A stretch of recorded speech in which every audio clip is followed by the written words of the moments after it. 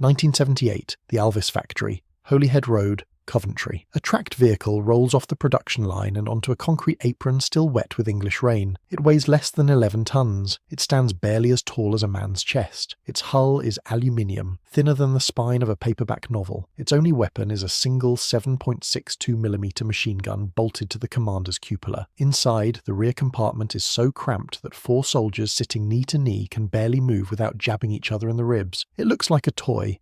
It looks like something the army ordered by mistake. A tin box on tracks, armed with 1 gun carrying fewer men than a taxi. Over the next 4 decades, this vehicle will deploy to the deserts of Kuwait, the mountains of Bosnia, the waterways south of Basra, and the dust of Helmand province. It will carry anti-tank missile teams, mortar controllers, Royal Engineers, and RAF Regiment airfield defence troops into every major British conflict of the late 20th and early 21st centuries. It will survive roadside bombs, rocket-propelled grenades, and a direct attack from American A-10 Thunderbolts. More than 690 will be built for the British Army alone, and its sisters will serve in more than 20 nations on 4 continents. Its intended replacement will cost the British taxpayer over £6 billion, injure the soldiers sent to test it, and still fail to enter reliable service nearly half a century after the original vehicle first appeared. Its designation was the FV103 Spartan, and it was the smallest, most overlooked, and most indispensable armoured carrier Britain ever built. To understand why the Spartan existed, you need to understand the problem Britain faced in the mid-1960s. The Empire was contracting.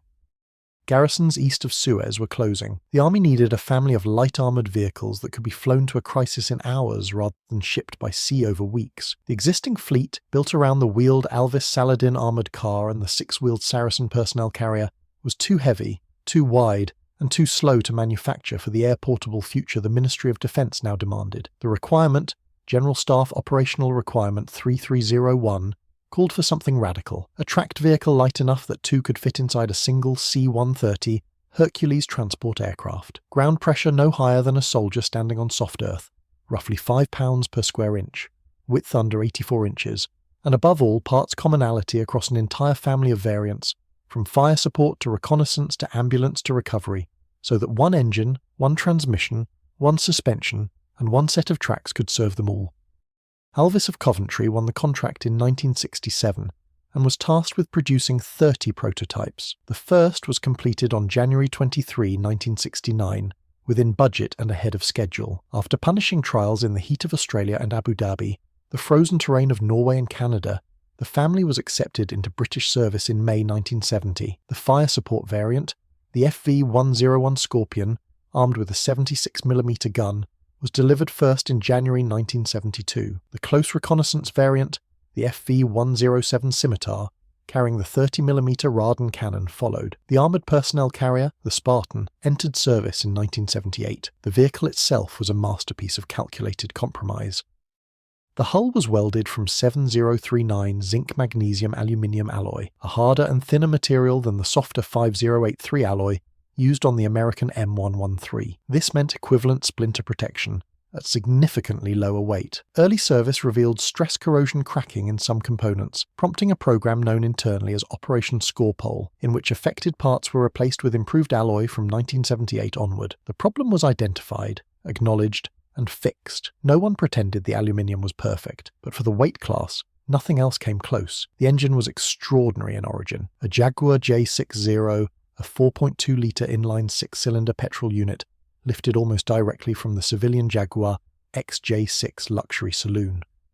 Derated from 265 to 195 brake horsepower, it gave the Spartan a top speed of up to 96 km per hour on roads, faster than most family cars of the era, a luxury car engine in an armoured box. The choice was forced by the impossibly tight dimensions of the hull, which left no room for a conventional military diesel of the required power. It worked, but it drank petrol at a rate that made logisticians nervous, and the fuel itself was a survivability concern in combat. Under the life extension program begun in 1988, the Jaguar petrol engine was replaced across the fleet by a Cummins BTA, 5.9-litre turbocharged diesel, producing first 195 and later 235 horsepower. Range increased to over 500 kilometers. Torque rose by roughly a third. The diesel Spartan, recognizable by a side-mounted hull air intake, became the definitive version of the vehicle.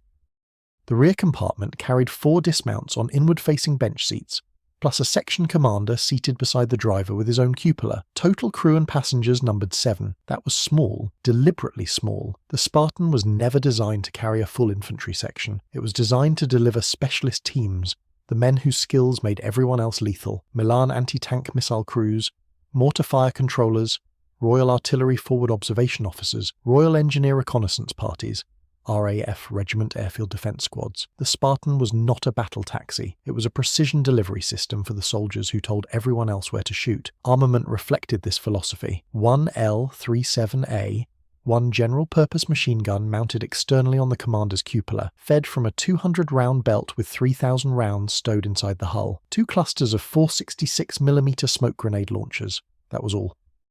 Protection came not from firepower, but from speed, low profile, and the ability to reach terrain where heavier vehicles could not follow. A flotation screen could be erected in minutes, allowing the Spartan to swim rivers and estuaries propelled by its own tracks at roughly 6 km per hour. An NBC filtration system and passive night vision equipment were fitted as standard from production. In total, 691 Spartans were built for the British Army by 1986. The wider CVRT family, Combat Vehicle Reconnaissance tract, exceeded 3,500 vehicles in 7 core variants for more than 20 nations. Every variant shared the same engine, gearbox, suspension, and tracks. Every name began with the letter S, following the Alvis tradition set by the Saladin and Saracen that came before. Scorpion, Scimitar, Spartan, Sultan, Samaritan, Samson, Striker. 7 vehicles from 1 chassis.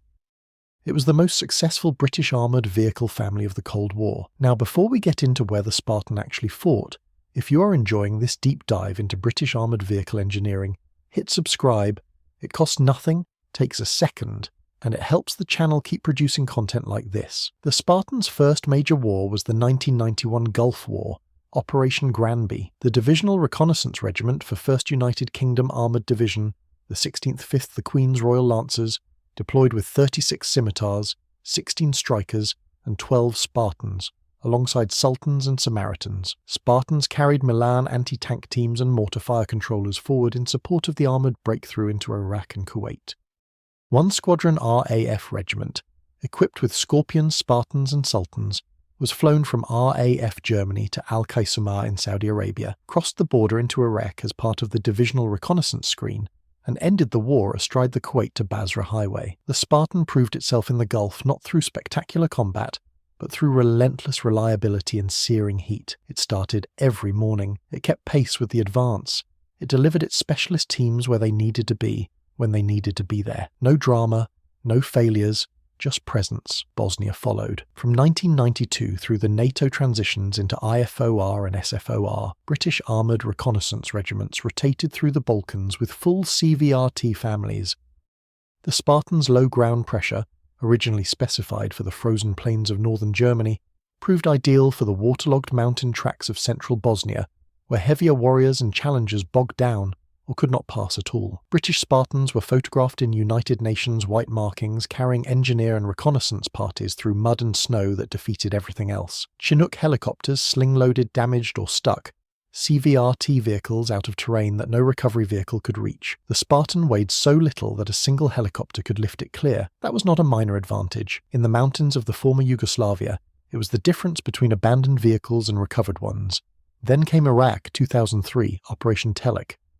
On March 28, 2003, a patrol of 4 CVRT vehicles from D Squadron, the Household Cavalry Regiment, the Blues and Royals, was moving north of the main force near the Shatt al-Arab waterway south of Basra. The patrol consisted of 2 Scimitars and 2 Spartans. Many accounts have since reported that all 4 vehicles were Scimitars. According to the British Board of Inquiry findings, they were not. The patrol was mixed, and the Spartans were part of the action from the first second to the last. 2 A-10 Thunderbolt ground attack aircraft of the Idaho Air National Guard's 190th Fighter Squadron, callsigns Popov-35 and Popov-36, on their first combat mission, misidentified the British column as Iraqi armour. They attacked with 30mm cannon fire.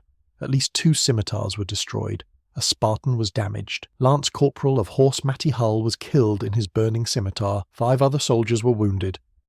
What happened next defined the character of the men who crewed these vehicles. Trooper Christopher Finney, 18 years old, climb back into his burning and ammunition-cooking Scimitar under fire to send a distress call and drag his wounded gunner to safety. He was awarded the George Cross, the youngest recipient in British military service at the time. Lance Corporal of Horse Michael Flynn, who had already disabled 4 Iraqi tanks and a rocket launcher in the preceding 9 days, was awarded the Conspicuous Gallantry Cross for his actions across the campaign. Sergeant Andrew Sindall of the Royal Engineers, attached to D Squadron, received the Queen's Gallantry Medal. The aluminium hulls that critics had always said would become death traps held together long enough for men to survive, to fight, and to save each other. Afghanistan brought the Spartans' final chapter in British frontline service. Under Operation Herrick, Spartans of the Royal Engineers and the Household Cavalry deployed to Helmand with extensive upgrades, driven by the threat of improvised explosive devices and ambushes. Composite applique armour panels were bolted to the hull. Enhanced protection bar armour cage was fitted against rocket-propelled grenades. Electronic countermeasures jammed radio-controlled detonators. Bowman digital radios replaced the older Klansman sets, and on a small number of Royal Engineer Spartans, the Odin remote weapon station, mounting a 50 caliber heavy machine gun with a thermal camera, replaced the original cupola entirely. The vehicle that had entered service with a single machine gun and bare aluminium skin was now wrapped in steel, ceramic composite, and electronic warfare equipment. It was heavier, it was slower, it was uglier, and it still worked. Lance Corporal of Horse Flynn, now on his 5th operational tour in CVRT vehicles, won the Military Cross in Helmand in August 2006, commanding a Scimitar against Taliban positions. The Spartans of his regiment carried the anti-tank and mortar teams that supported his troop. HRH. Prince Harry trained as a forward air controller in the Blues and Royals and deployed to Helmand in 2007 aboard CVRT family vehicles. The Spartan, by this point nearly 30 years old in its original design, was still the vehicle the British Army trusted to carry its most important specialists into its most dangerous theatre. On paper, the American M113 looked like the obvious winner in any comparison. It carried 11 dismounts to the Spartan's 4. More than 80,000 were built worldwide. It cost less per unit.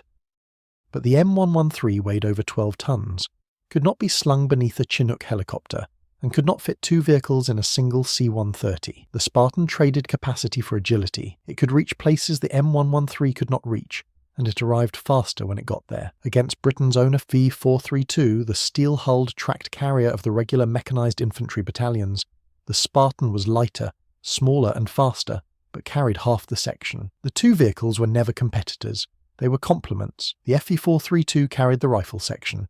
The Spartan carried the specialists who told the rifle section where to aim. The replacement story is where the Spartan's legacy becomes extraordinary, and not for reasons anyone intended. The first formal replacement program, the Future Family of Light Armoured Vehicles, was launched in 1985. It produced nothing. The second, the Tactical Reconnaissance Armoured Combat Equipment Requirement, ran from 1992 until 2001, consumed £131 million of taxpayer money, and was cancelled when the Americans withdrew from the joint programme. The third, the Future Rapid Effect System, ran from 2002 to 2010 and was described by the House of Commons Defence Committee as, according to their published report, a fiasco that was poorly conceived and managed from the outset. Consultancy fees alone on that programme exceeded £360 million. No vehicle was delivered from any of the 3, only one element survived. The reconnaissance variant, renamed Scout V and then Ajax, was contracted to General Dynamics UK on September 3, 2014 for 589 vehicles at £3.5 billion. That figure has since risen to approximately £6.3 billion. Trials were halted in November 2020 after crews suffered tinnitus, swollen joints, and nausea from excessive vibration and noise. Initial operating capability was finally declared on November 6, 2025. 16 days later, on November 22, approximately 30 soldiers fell ill during a training exercise on Salisbury Plain. 4 days after that, the Defence Minister issued a written parliamentary statement pausing all Ajax training and exercises. The machine designed to replace the Spartan by 2004 has spent more than 2 decades failing to work, and in late 2025 it was still injuring the soldiers sent to operate it. Meanwhile, the Spartan fights on. Not in British service any longer, but in Ukraine. 35 were donated by the British government in 2022. 60 more were crowdfunded by Ukrainian charitable foundations.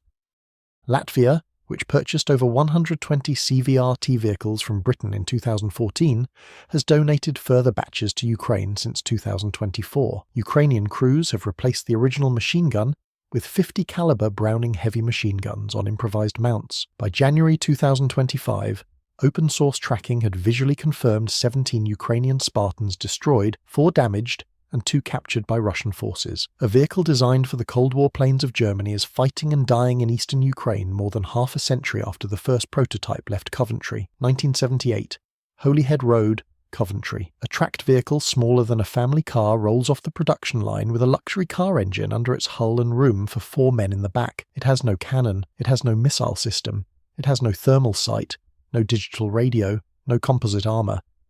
It is thin-skinned, underpowered by modern standards, and carries fewer soldiers than any comparable vehicle in NATO service, and yet it worked. In the sand of Kuwait, in the mountains of Bosnia, in the streets of Basra, on the dusty tracks of Helmand. It delivered the right men to the right place at the right time, and it did this across 4 decades and 5 conflicts without interruption, because no replacement ever came. The Spartan was not powerful, it was not famous, it was not beautiful, it was small, cramped, noisy, and barely armed, but it was exactly what the British Army needed when it needed it, and when the £6 billion machine built to succeed, it could not stop making soldiers ill. The 50-year-old aluminium box was still carrying men into battle. That is not luck. That is the difference between a vehicle designed by engineers who understood war and a program managed by committees who understood spreadsheets.